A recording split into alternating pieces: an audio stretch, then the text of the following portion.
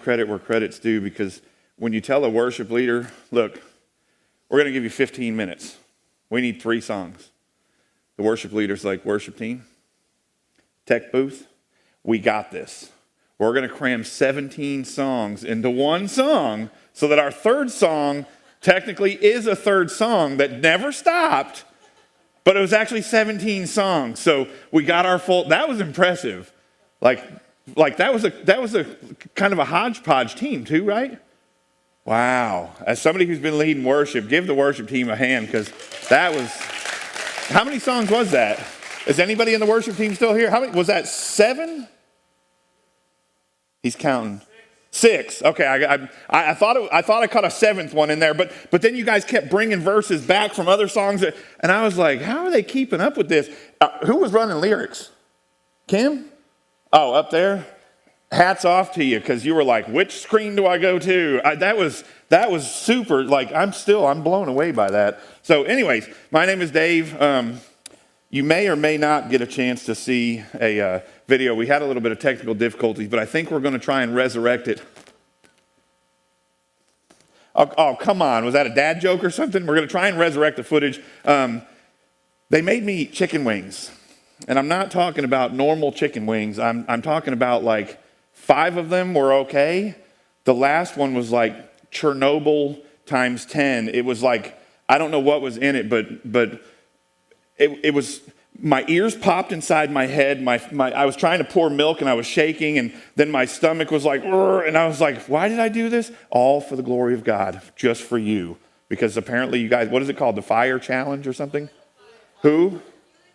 Oh, I felt the fire all right. That was Nathan was behind the wingage, and Nathan, like, I don't know what he did with that last one, but it was bad. I would not suggest doing that ever again. So anyways, I'm going to talk to you about something you may not have ever heard about before, and it's called the Shroud of Turin. How many of you have heard of the Shroud of Turin before?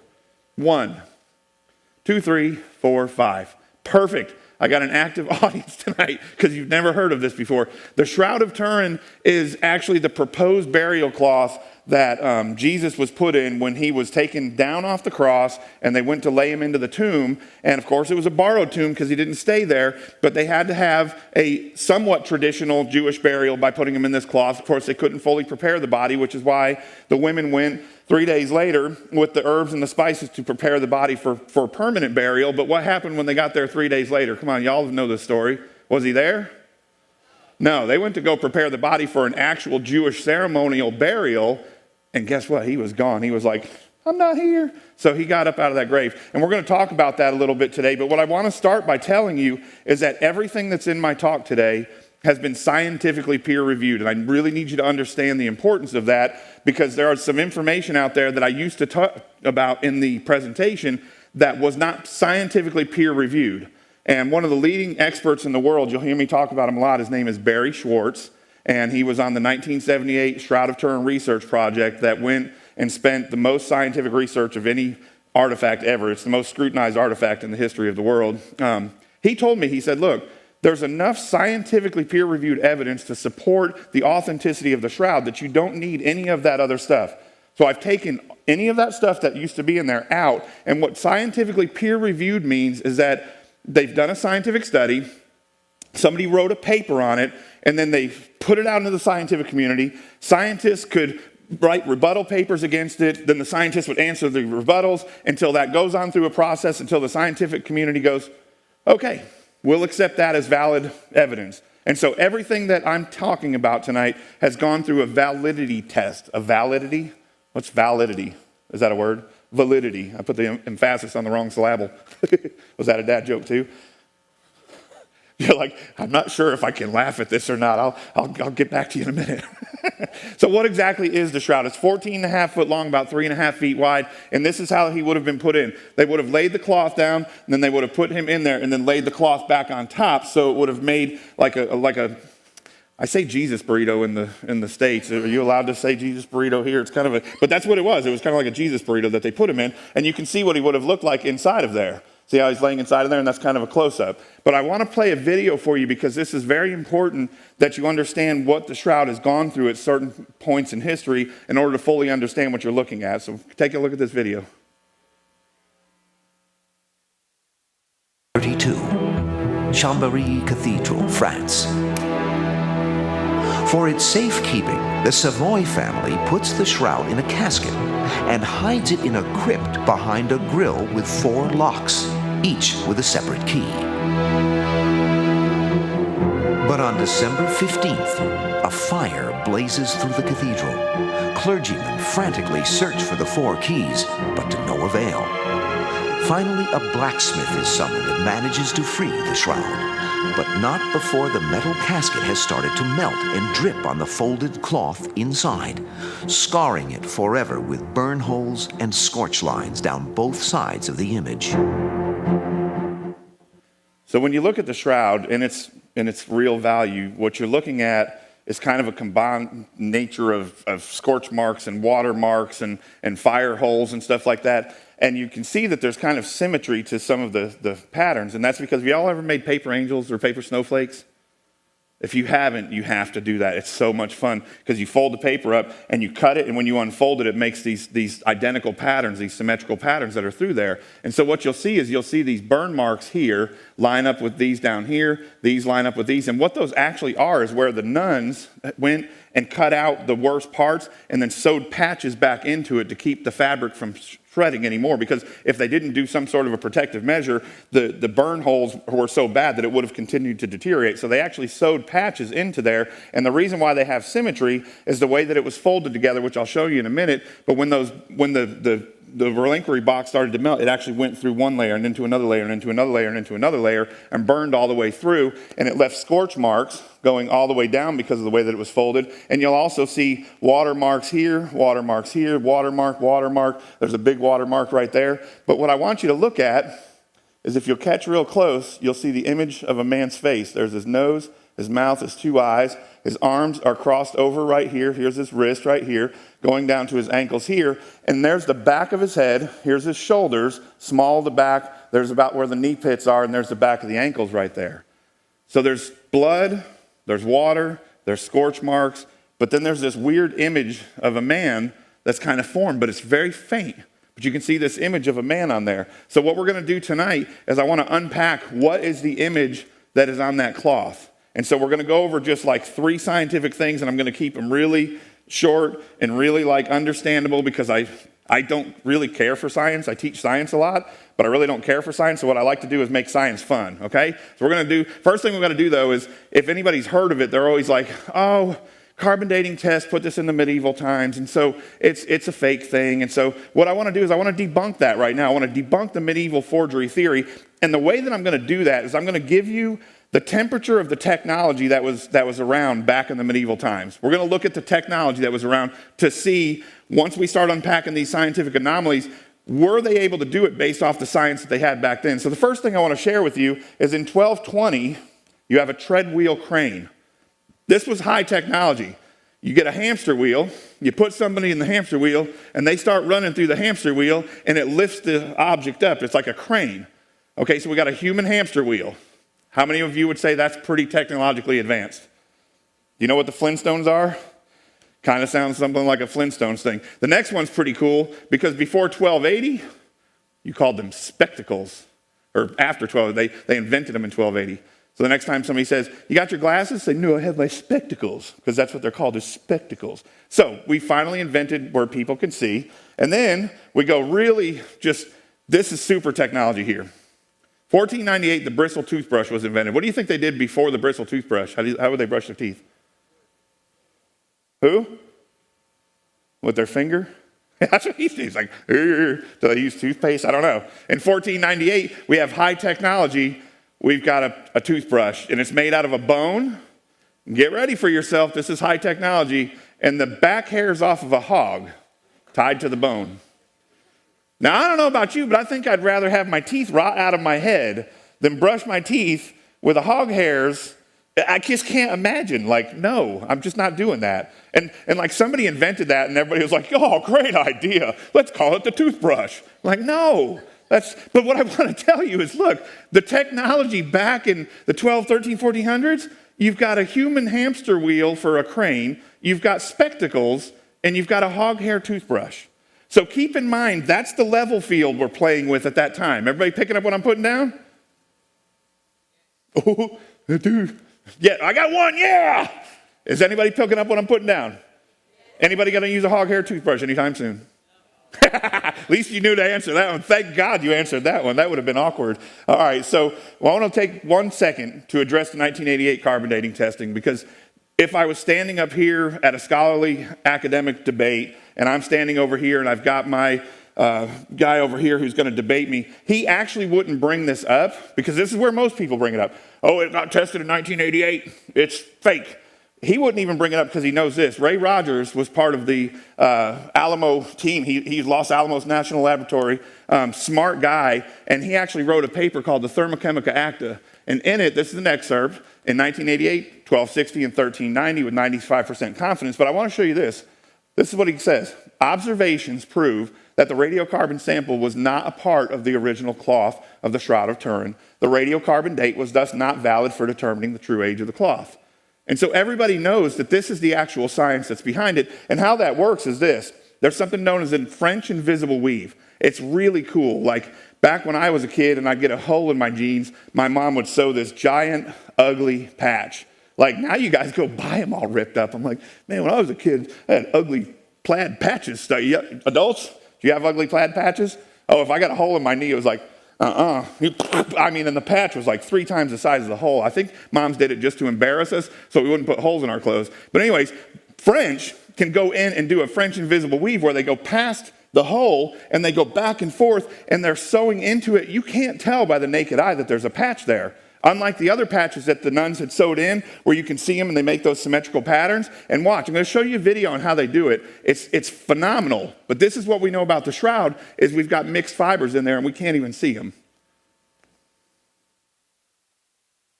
Your clothes, you need without a trace. We're reweavers. We have a specialized skill. We repair holes and tears in damaged garments. Reweaving is so detailed, this video had to be shown in fast forward. At this speed, you can see the expert weaving of thread strands into your garment's damaged area, creating virtually almost invisible repairs. It's amazing how they do it. And I'm actually speeding it up from here so you can keep watching while I'm talking. It blows my mind how they do this. But the point is the shroud not only has those visible patches, it also has invisible patches, the French invisible weave. And so when they did a test on the shroud, they came up with all different results, mixed results all over the place. Some of them came back 1290 to 1360, and then they had others that hit 1 BC to 1 AD, somewhere in that time frame, because they had mixed results. They had a bad sample, basically. But I want you to listen to what the scientist has to say about this particular testing in the laboratories and stuff. The original carbon-14 test was performed in 3 parts by 3 separate laboratories that each tested on an 8-centimeter piece cut from the shroud. The discrepancy came when all 3 laboratories reported different results. Scientists don't consider carbon-14 dating a perfect science, and when used it's usually tested against other methods. But it was a small detail that gave way to a discrepancy that evidently all 3 labs knew about. Gli stessi laboratori che hanno fatto questo. These same laboratories have had faulty results in the past. They said the tablecloth of one of the scientist's mother-in-laws was 300 years old, or that the bones of a mummy from Ibis dated from 1500 years before Christ, and the cloth on her body from 200 years after Christ. So the cloth that covered the bones on the body was put there 1700 years after the bones. Is that good science?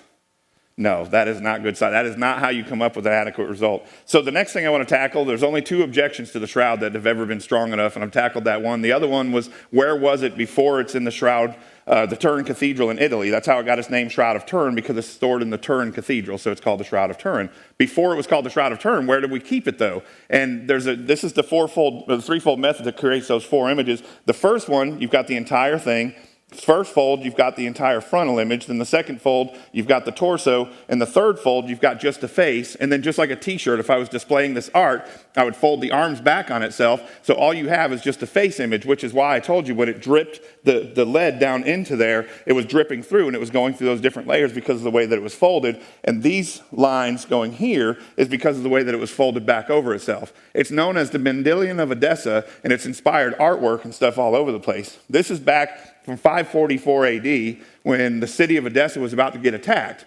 Now, we store pictures digitally now, so it's not as important because they all live on the cloud. But back when I was a kid, there was no such thing as a cloud. And when you took a picture, that was one of the most important things ever. Like, you couldn't replace your pictures. When you lost your pictures, that was it. And so not only is this event so important that they're about to be attacked and ransacked and burned down.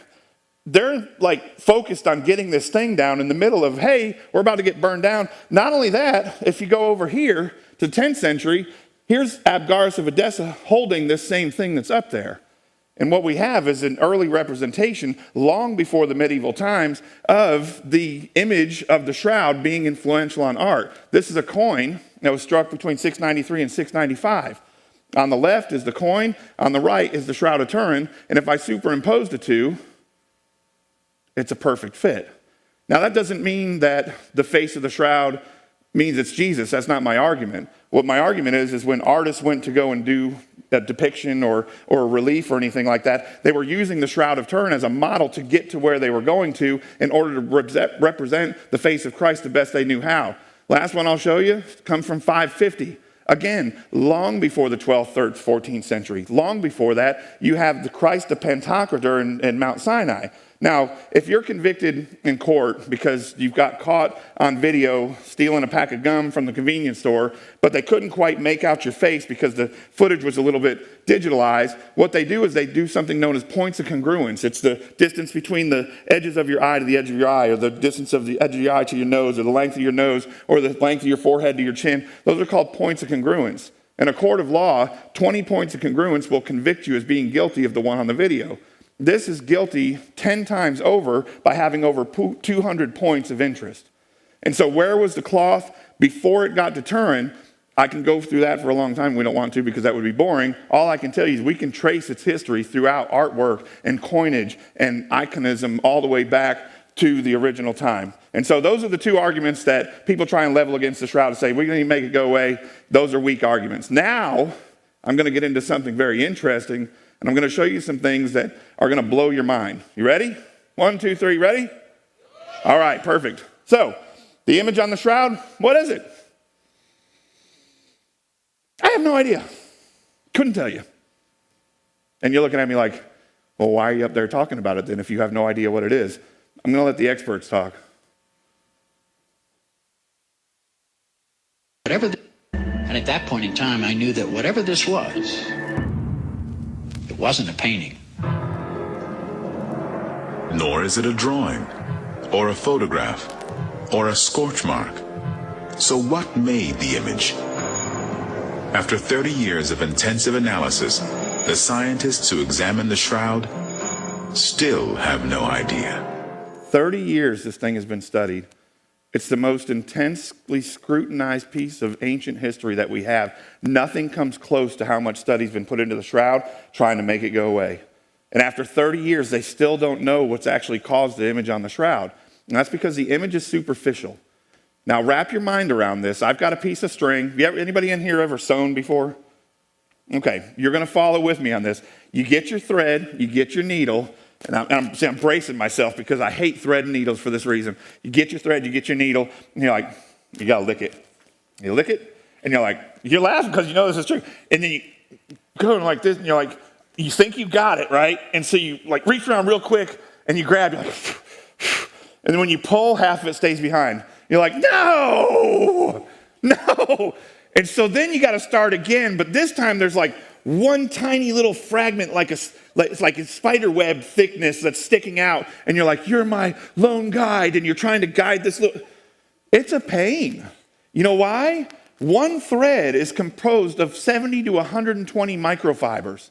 It's not just one piece of thread. That little thing is made up of 70 to 120 microfibers. Now, if the image was only on the first two threads of something, that would be impressive. Because if you use any paints, pigments, oils, dyes, resins, powders, anything that an artist would use as a medium to create the image on the cloth, what would it do? It would immediately penetrate the entire cloth. That picture that's up on the top left, that was the first time the scientists were cutting this back cloth that the nuns had sewed on in order to keep it more rigid so it would be protected, so when they displayed it, it would be stronger. So they're cutting loose this fabric on the back, and they're pulling it back because they want to see if the image is on the back side of the cloth, and it's not. It's not there.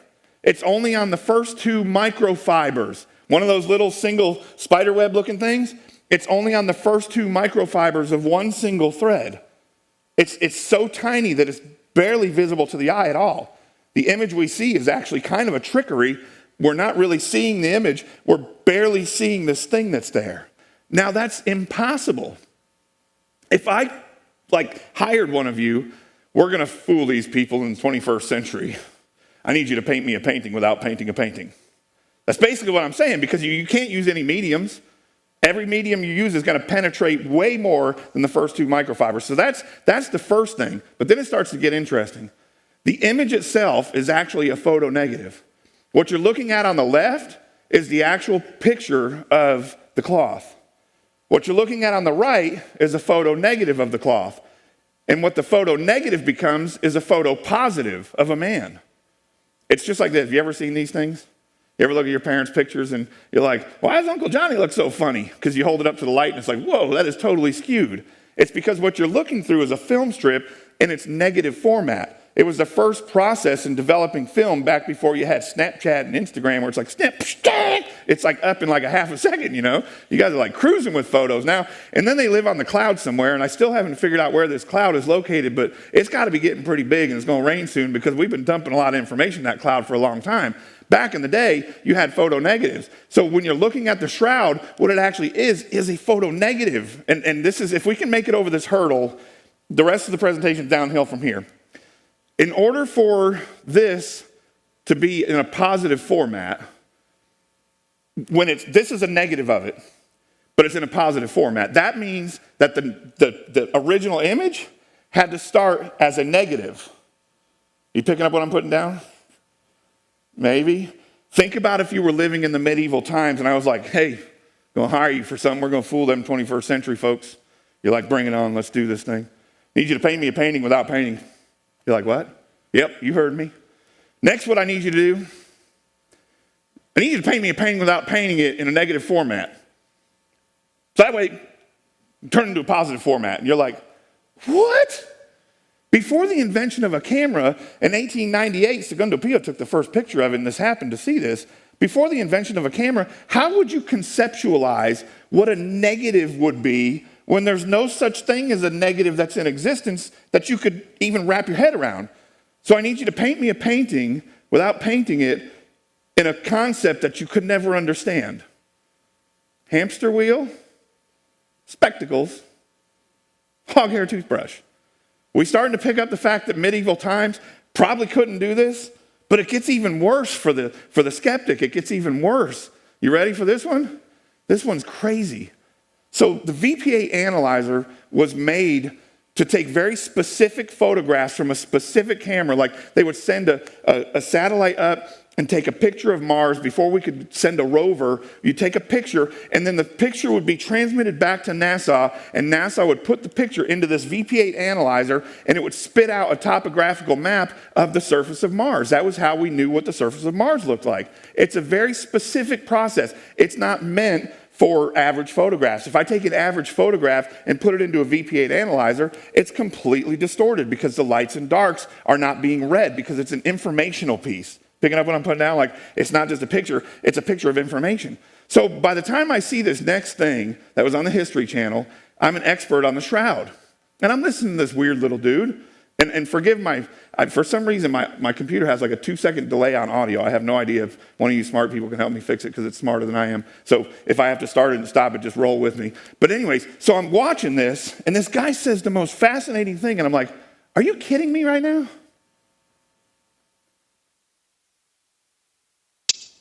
When you look at the shroud, you have the impression that it's a picture, but it's not a picture at all. It's a database of information. A what? That little smart dude just told us that the shroud is not just an image. It's a database of information.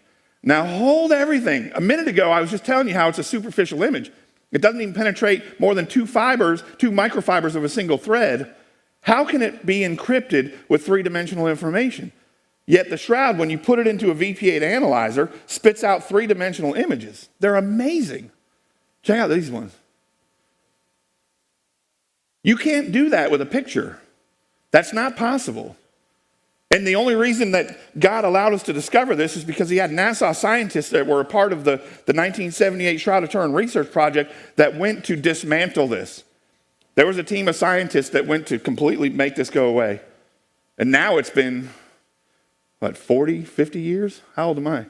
When did they go? 78? I'm old. Yeah, it's almost 45 years ago.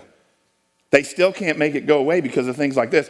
But this is we're about to turn up the heat a little bit because this is where it just gets insane. I mean, don't know if you can tell by now, but I've given this presentation 100 times and I'm still dumbfounded by the information that's here because remember, everything I'm presenting to you has been scientifically peer reviewed. The scientific community can't refute what I'm presenting to you. So the question becomes, we don't know what made the image. What could have discolored the image on the cloth?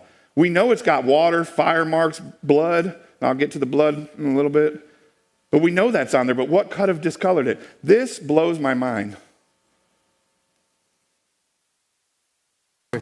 The most popular theory of image formation on the shroud today is that of some form of energy or radiation being transmitted from the body enshrouded in the cloth to the cloth itself.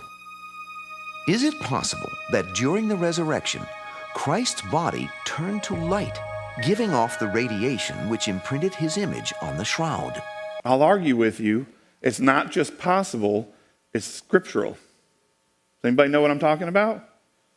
Can anybody give me an example of a time where Christ's body turned to light? Go for it.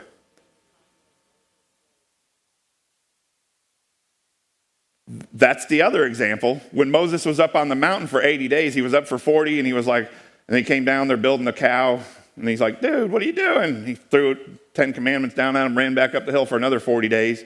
When he came back down after those other 40 days, his face was so illuminated. I think this is correct Hebrew. They were like, dude, you got to put that thing away, man. Like, put a cover over your face or something, because his face was glowing from the inside out. Moses was. What about Jesus? Anybody? Come on. Your youth pastor's cringing in his chair right now. The Mount of Transfiguration. There you go. They did awesome. Yeah. Austin, you should be so proud. They did amazing. The Mount of Transfiguration. When Moses and Elijah were looking at Jesus and they're like, man, you fit the bill, man. You're the Messiah. All the prophecies lead to you. You are the dude. He was literally lit up from the inside out, glowing on the Mount of Transfiguration. So is it possible that his body could have been made light in the moment of the resurrection, which could have made these images come out as an X-ray on the cloth? I think it's actually scriptural. And when the skeptics looked at it at first, they said, there's no way that this is accurate because those fingers are too long.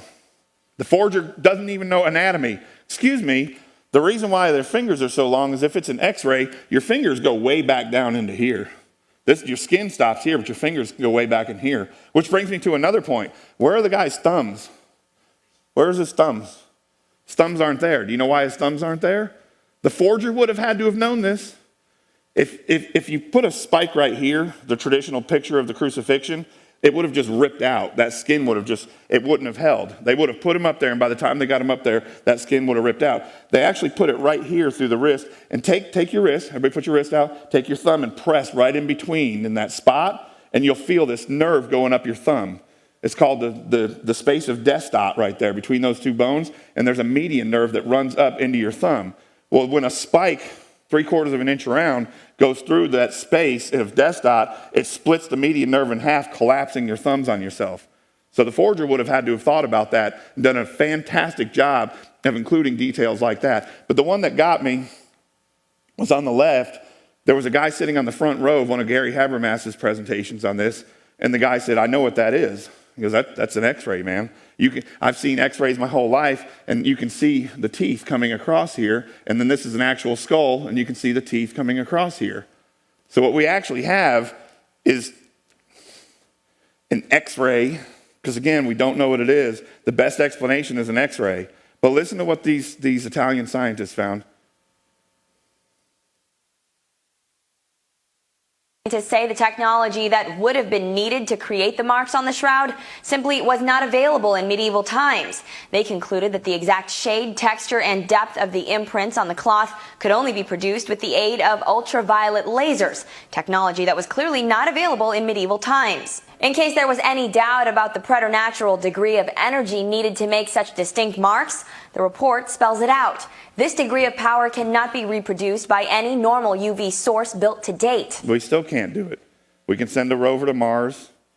You could get cloned if you really want to. We have that technology. But they can't produce a machine that can make the preternatural energy enough to produce the marks that are on the cloth in that same fashion. So we've got a hamster wheel. We got a hog's hair toothbrush, spectacles, compared against, even today you couldn't do it if you tried to paint that without paint. And then you'd have to do it in a negative format. You'd have to include three-dimensional qualities, and you'd have to give it an X-ray feature. Sound like a medieval forgery to you? And people ask me, like, where do you land on this? And I'm like, my faith doesn't rest on this. The Shroud of Turin could go away. There's enough historical evidence for the resurrection that I believe the resurrection to be true as a historical event regardless of the shroud.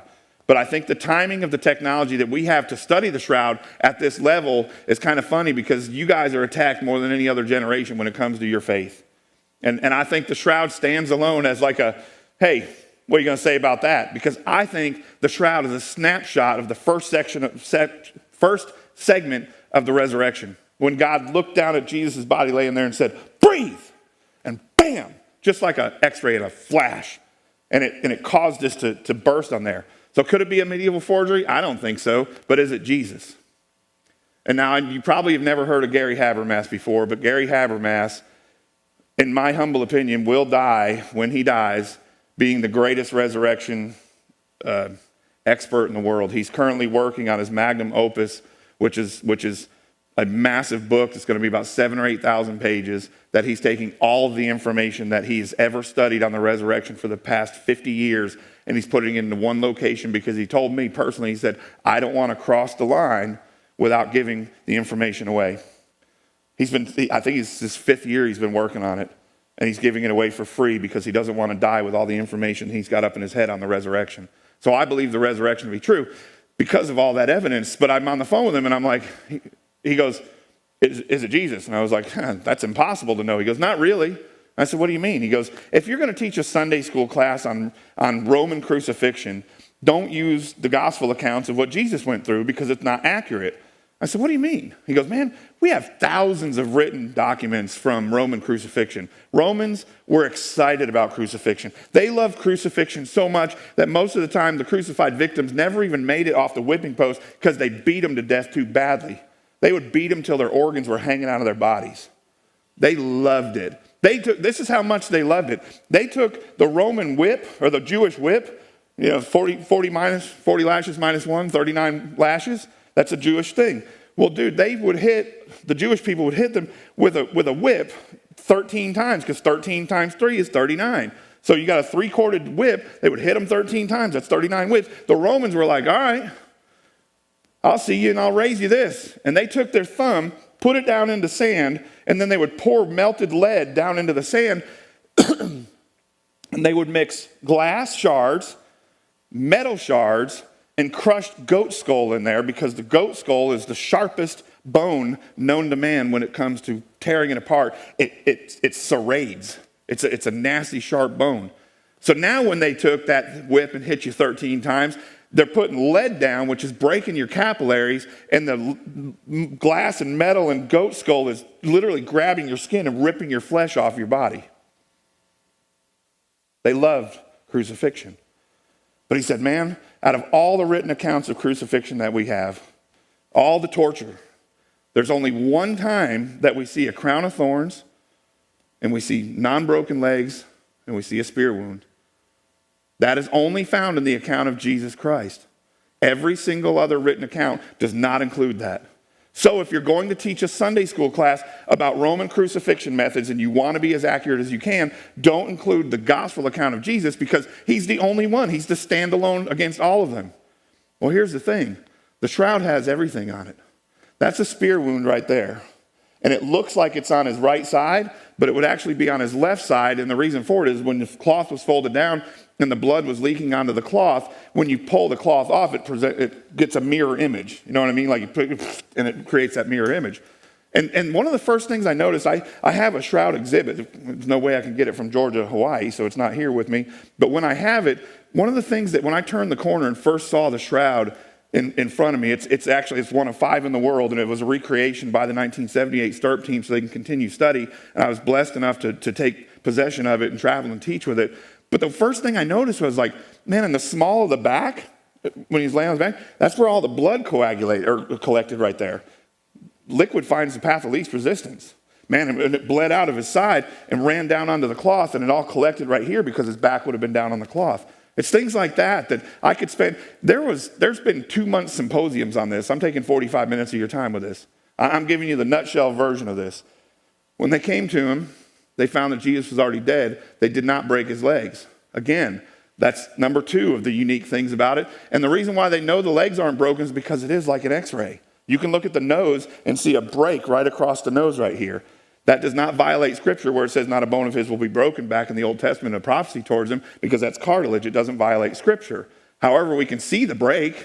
We know it's there, and we also know it's not there. And then he's got the crown of thorns. I don't think the crown of thorns was this pretty little picture of white hair or blonde-haired, white, blue-eyed Jesus.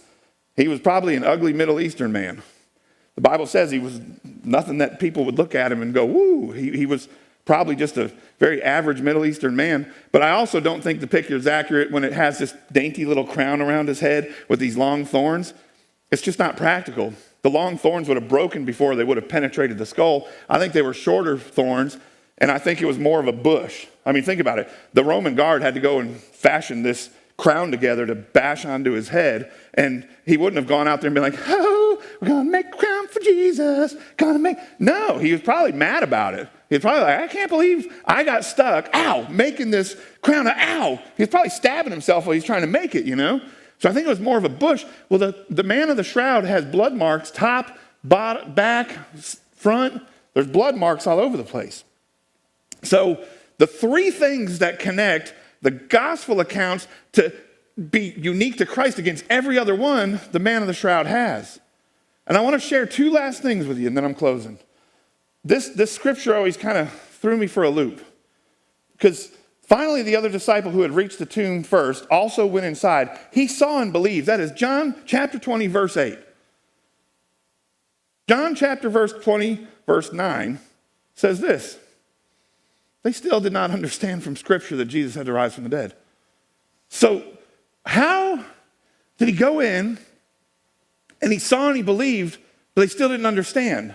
This is my hypothesis. This is not theology. This is not doctrine. This is Daveology 101. You ready? I think John's first century brain went in. It was like, whoa, because the cloth was laying there. And let me tell you a little snippet fact about the shroud, because like I said, I could spend 2 months on this. There's no skin fragments around any of the wounds. The body had to pass through the cloth.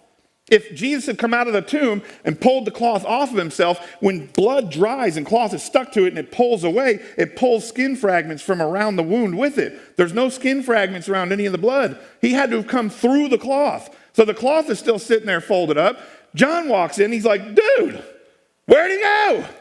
He pulls the cloth back up, and I believe the image was probably darker when it first happened because we know it's getting lighter. And he's like, whoa, because man, you don't think he did that? I think he did that. I mean, he went, whoa, because man, even in first century without all the science, he knew something was up. And I bet you just like Elizabeth's womb got all like, woo, with the Holy Spirit, I bet you John was like, what am I experiencing right now, man? Like, what is going on? And I guarantee you he grabbed the cloth, threw it up under his arm, and left out with that thing because that's the only reason why he would believe, yet he still didn't understand. But Barry believed the red blood.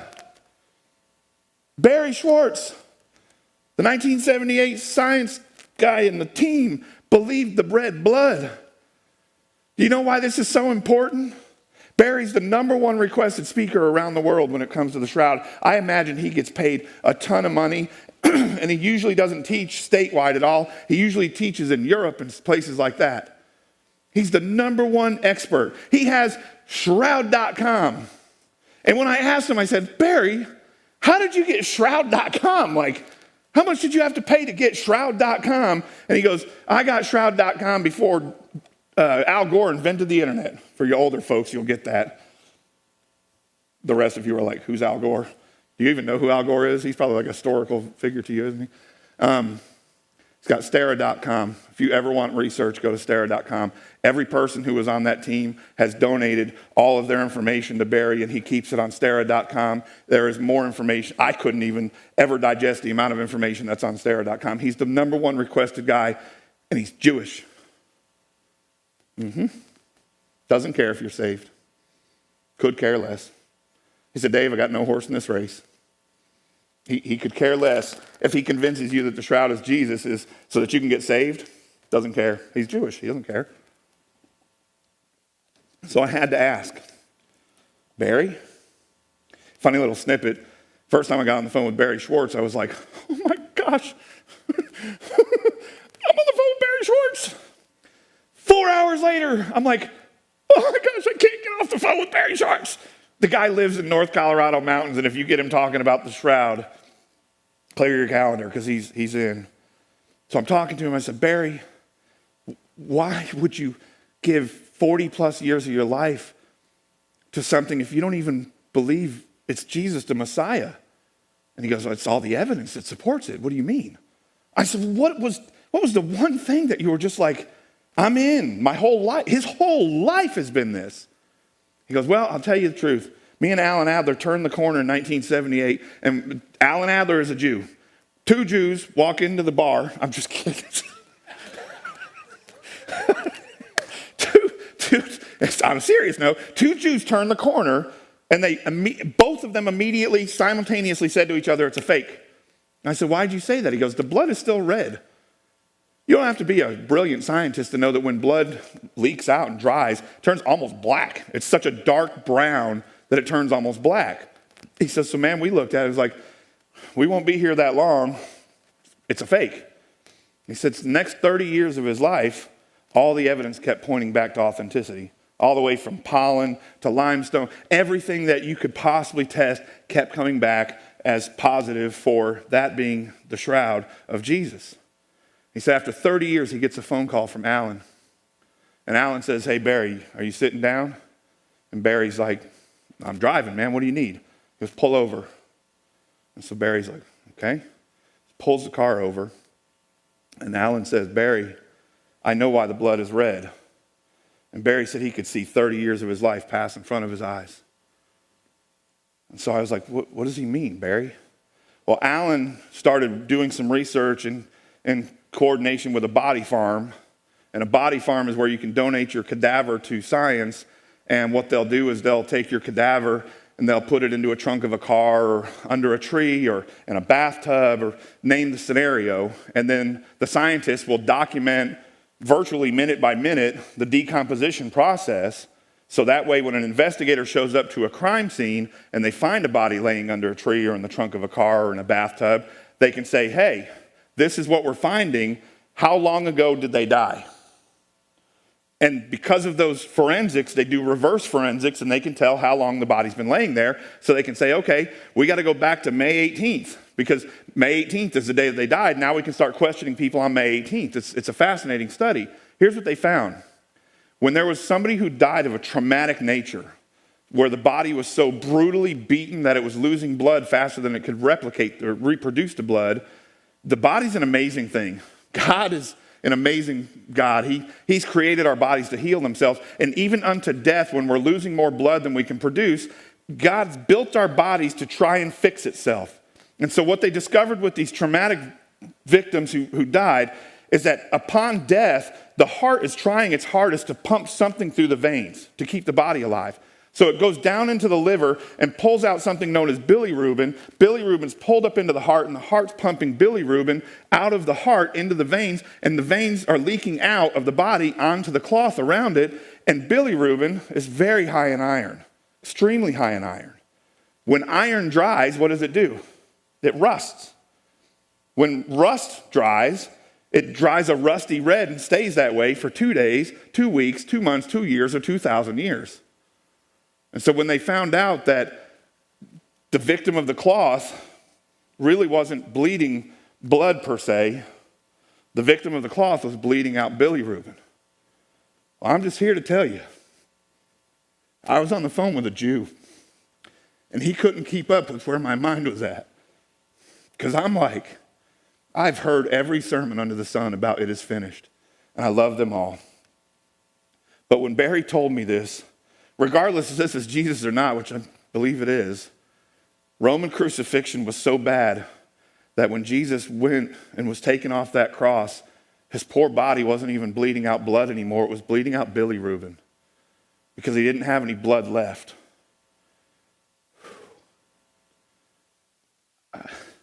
When he told me that, I thought about the Bible talking about the fact that in the Old Testament, the sacrifice had to be bled out. The meat could not be left, the blood could not be left in the meat.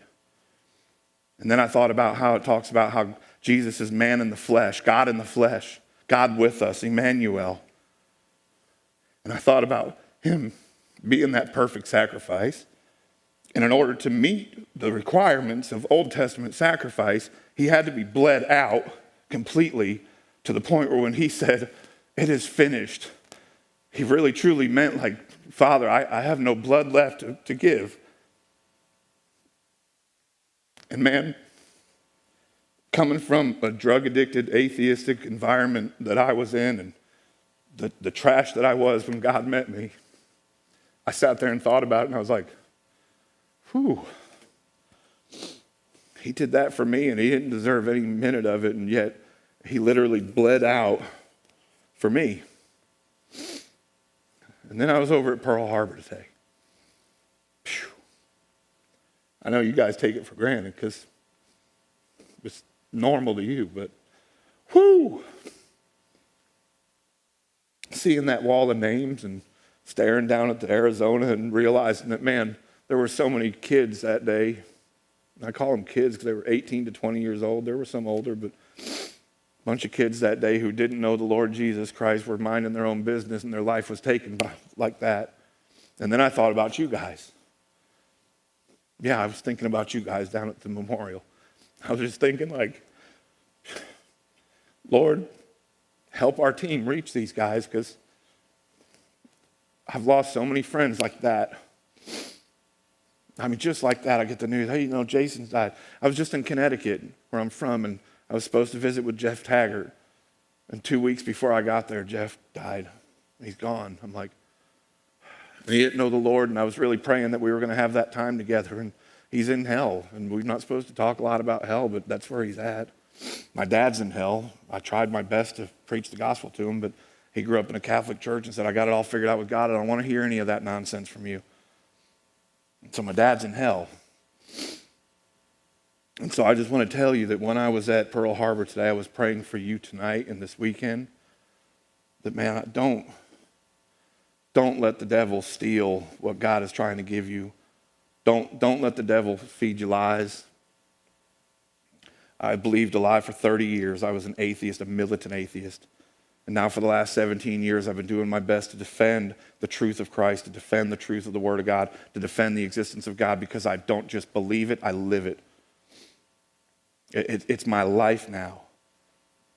I went from a militant atheist to pouring myself out trying to get you guys to see that, man, Christ is real and he loves you. And if you don't accept the gift that he's given to you, I can't guarantee you're going to make it another day, because when you stand at Pearl Harbor, and I'm from Connecticut, so New York City was my backyard playing. You go to World Trade Centers and you stand there. I was at the World Trade Centers before the monument was built, and I was staring over the concrete and rebar sticking out, just going, man, almost 4,000 people died that day. They didn't wake up that day knowing that. So I pray that during this weekend, you're really going to dive in, you're going to take notes, you're going to sink in. If you need to talk about any questions you have that are holding you up, Juan, wave your hand. That's Juan. You're going to meet him in a second. Carl, wave your hand. He's back in the booth back there. I'm Dave. We are your reasons. There's more of us, but right now that's the Reasons for Hope team that is here for you to share the reason for hope that is in Jesus Christ. So if you have anything you need, come and find us, okay? Okay. I'm done.